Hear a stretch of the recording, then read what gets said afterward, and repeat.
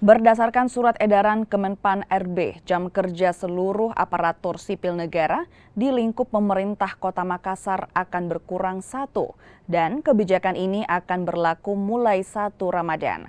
Menurut BKPS DMD Kota Makassar, pengurangan jam kerja ini adalah bentuk penyesuaian aktivitas selama menjalankan puasa di bulan Ramadan.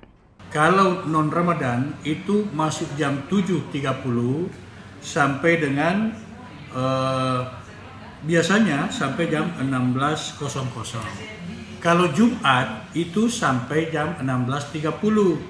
Tapi menghadapi Ramadan ini, Senin sampai Kamis itu di jam 08.00. Kemudian pulangnya itu jam 15.00. Jadi ada perbedaan 1 jam kalau pulang.